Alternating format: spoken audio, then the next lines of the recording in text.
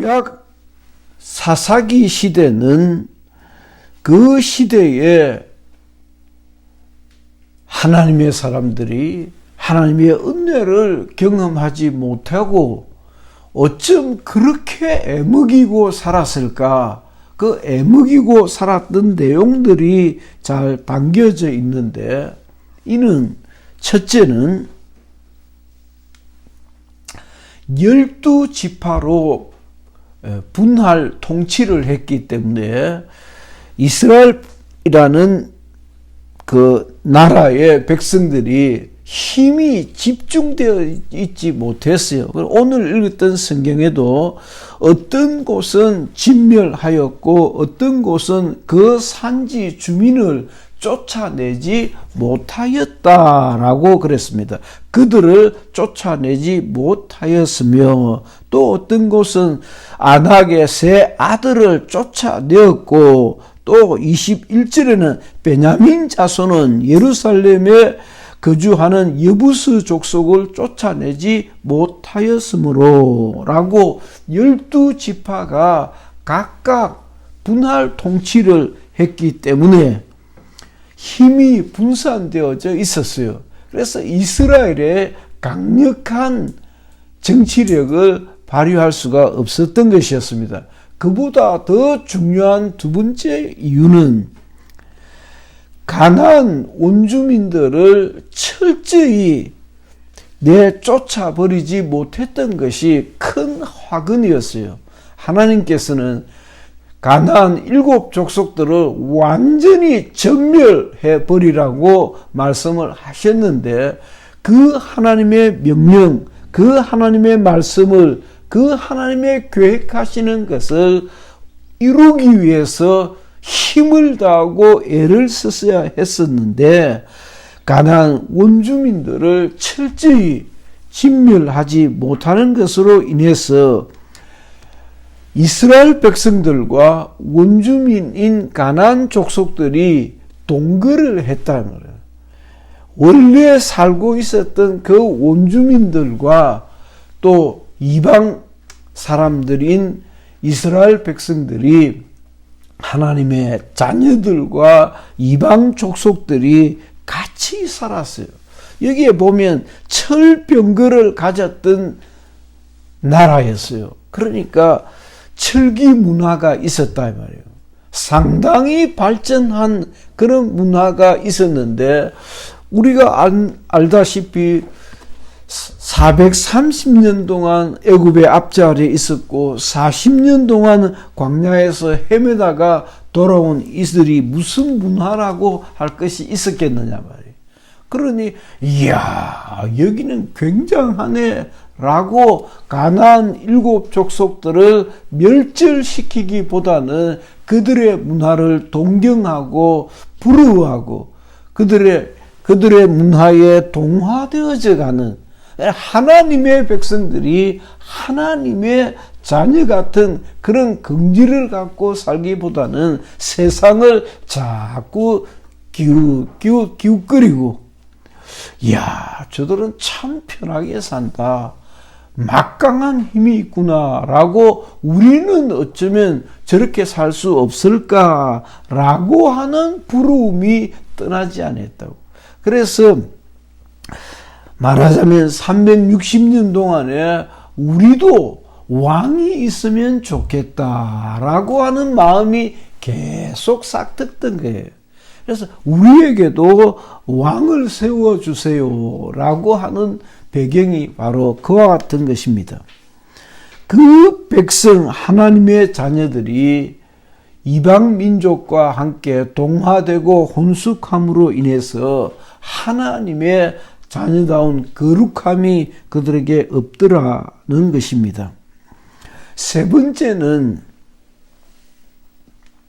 이스라엘을 인도하셨던, 하나님의 백성들을 인도하셨던 하나님의 그 위대한 역사를 목격했던 선조들이, 선진들이, 조상들이 하나 둘 길게 살면 한 100년이나 산 사람이 얼마나 있었을까요? 그 시대에. 그러니까 한 시대가 지나가고 나니까 어떻게 하나님께서 이 민족을, 이 나라를 지켜주셨던가 하는 구원의 역사를 증거해 줄 수 있는 증거자가 없었던 거예요. 그러니 우리는 하나님의 말씀대로 살아야 한다라고 여호수아가 당부했던, 너희는 강하고 담대하라, 어떻게든 좌로나 우로나 치우치지 말고 하나님의 말씀대로 살아야 한다라고 하는 그 유언 같은 말씀을 마음에 새기지 못하고 이를 반박하고 이를 증거해 줄 수 있는 선진들이 없었어요. 따라서 오고 오는 후손들이 믿음으로 양육을 받지 못했더라는 것입니다. 믿음으로 살려고 하지 않았다는 것이에요. 누가 그렇게 가르쳐주는 이도 없었고 그렇게 가르침을 받지도 못했던 것이었습니다. 그와 같은 세월이 360년 동안 계속해 지나가고 있었더라는 것입니다.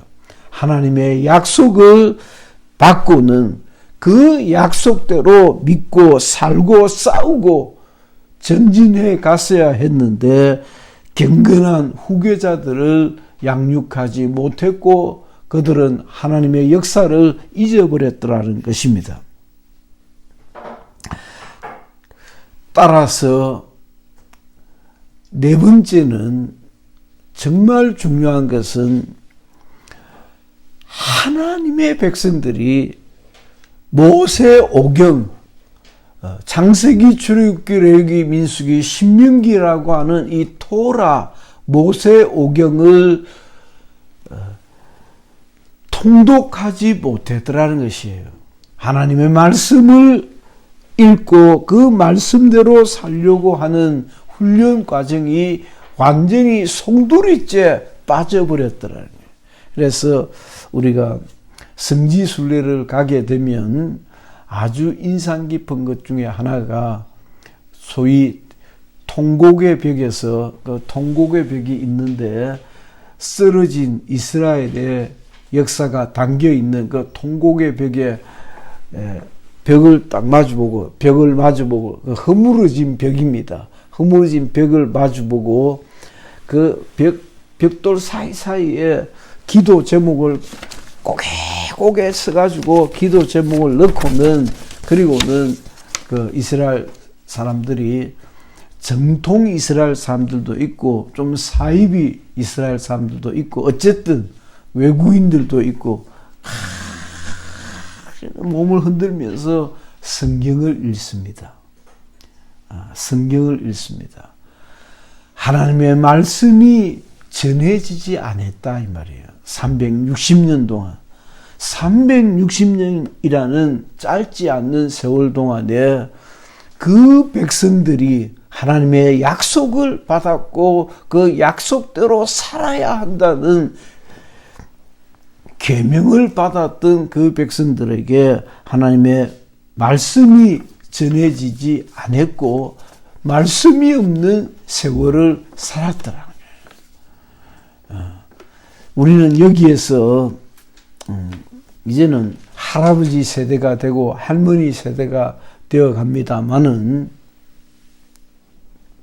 우리의 자녀들을 어떻게 양육하고 믿음으로 살 것을 당부해야 하는가를 잘 보여주고 있습니다.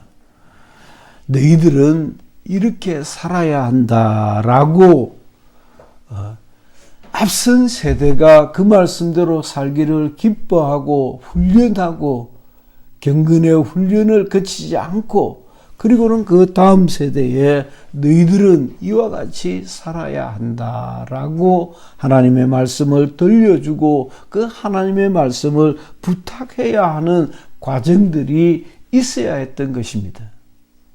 그것이 그 시대의 생략이 되어져 있었어요. 마지막 다섯 번째 암흑기의 다섯 번째 요인은 위대한 영도자 여호수아와 같은 그런 후계자가 개성을 하지 못했더라는 것입니다. 질이 멸렬했다는 것이에요. 탁월한 지도자가 있어서 성경대로 하나님의 말씀대로 살기를 당부하고 이끌고 하나님의 역사를 경험할 수 있도록 인도해 주었어야 했는데 그와 같은 지도자가 없었더라는 것입니다. 예수 그리스도는 우리 주 하나님의 아들이신 그는 구원자이십니다. 그 이름을 예수라 하라. 이는 자기 백성을 구원할 자이심이다는 뜻이에요. 예수라는 말이 구원자라는 뜻입니다. 예수, 구원자라는 뜻이에요. 예수는 구원자이십니다. 구약 성경 시대 이스라엘 백성들을 애굽의 압제에서 구원하신 그 하나님이 그의 아들 예수 그리스도로 새 이스라엘을 구원하려 하시는 것이 신약 성경 시대에 나와 여러분들인 거예요. 예수 만나기 이전에는 마치 사사기 시대의 그 암흑기와 같이 말씀이 없었고 경건의 훈련이 없었고 영도자가 없었고 정말 하나님의 뜻대로 살려고 하는 그런 힘쓰고 애쓰고 싸워서 쟁취해야 하는 천국은 침노하는 자의 것이라고 했는데 그 천국을 얻기 위해서 하나님이 약속하신 그 약속을 한번 이루어 드리기 위해서 힘쓰는 애쓰는 과정들이 그냥 솔라당 빠져 있었단 말이에요. 예수님께서 우리를 구원하려 이 땅에 오셨어요. 그러니까 신약교회 성도들에게 있어서는 지금 이 세상이 광야교회와 똑같은 것입니다. 그래서 청와대 앞에 있는 그 길거리 교회를 광야교회라고 그렇게 했다고 하는데 그 광야교회가 곧 우리 광야교회예요. 우리의 신앙하는 삶의 전 과정이 마치 이스라엘의 광야 생활과 같은 그와 같은 것이에요. 약속의 땅에 왔지만은 360년 동안 여기에 머물러 있으면서 하나님의 말씀대로 살려고 하지 않았어요. 살지 않았어요. 하나님의 말씀을 잃어버렸어요. 경건의 훈련도 없었어요. 예수 만나기 이전 시대와 같은 삶이 다 청산되고 예수 만났으면 이제는 정말 바르게 살았어야 했는데 그렇게 살지 않았더라는 것이에요. 우리는 그러니까 사사기는 배도와 반역과 혼돈의 시대였어요. 우리가 사사기를 읽다 보면 끝없이 발반하고 돌아서고 하나님의 말씀대로 살지 못하는 과정들을 역력히 지켜봅니다. 끝없이 배신하고 하나님을 배반하고 말씀대로 살기를 주저하고 또 쓰러지고 넘어지고 또 새로운 인물이 등장해서 조금 살만하면 또 뒤자빠지고 그 과정들이 계속되었던 것이에요. 우리가 사사기서를 통해서 배울 수 있는 것은 정말 바르게 살기 위해서는 약속의 땅에 도달하기를 진짜 바란다면은 가나안 7 족속을 완전히 진멸하라고 하신, 그러니까 사사기를 읽다 보면 하나님은 어려서 그 생각이 참 뚜렷하게 남아있거든. 왜 하나님은 참 좋으신 하나님이라 그렇게 배운 것 같은데 왜 그렇게 철저하게 진멸하라고 재촉하실까? 성경을 잘 몰랐을 때는 제법 궁금하더라고. 그러니까 인간적으로 생각하면 왜 그렇게 철저히 진멸하라고 하셨을까? 그걸 영적으로 마귀를 대적하되 완전히 싸워 이겨야 영적으로 성공적인 삶을 살 수 있는데 그렇게 안 하더라는 거예요. 그렇게 안 살았다는 거예요. 정말 바르게 살려고 하면 옛 사람을 완전히 쳐 부수어서 멸해버려야 하는데 자꾸 뒤돌아보면서 이 세상에 미련이 많이 남아있다 이 말이에요. 정말 신앙생활 잘한다고 잘해보려고 하는 것은 잠깐 좀 어려움을 겪을 때 아이고 내가 요즘 성경대로 살지 아니해서 이와 같은 어려움이 닥치는가 보다 잠깐 돌아서는가 하면 금방 또다시 세상으로 빠져버리는 것을 우리가 많이 경험했습니다. 내 영혼이 하나님의 생명으로 충만하기 위해서는 완전히 돌아서야 돼. 그래서 거룩이라는 말은 돌아섰다는 거예요. 나와 여러분들은 거룩한 하나님의 자녀입니다. 그렇게 믿으면 아멘 합시다. 아멘. 거룩하다는 것은 이 세상으로부터 완전히 돌아섰다는 거예요. 그래서 이 세상의 평가에 대해서는 좀 초연해버려야 됩니다. 여러분들, 그놈이 미친놈이지. 경기지사라고 하는 사람이 아마 이재명도 집사가 아닌가 모르겠는데 워낙 정치인들은 나이롱 집사들이 많이 있어서 뭐 정치인들 중에는 나이롱 집사 장로들이 워낙 많으니까 아마 집사 같은데 내 기억에 그냥 강제로 그러니까 예배를 모여서 안 보고 온라인으로 봤으면 좋겠다라는 정부의 뜻을 밝혔는데 협조를 하지 않는 교회들이 제법 있는가 봐요. 우리같이 이런 작은 교회만 말고 좀 큰 교회 중에도 15% 한 30%까지 되는가 봐요. 그래서 이게 이 바이러스가 잘 잡히질 않으니까 강제로라도 해야 되겠다라고 생각을 하는가 봐요. 그래서 얼른 생각나는 게 있더라고. 어려서 나이 한 20살, 21살 정도에서 읽었던 책이니까 정확한 기억은 40몇 년 전 책이니까 이제 일제시대 때 일본 순사들이 교회를 괴롭히다가 나중에는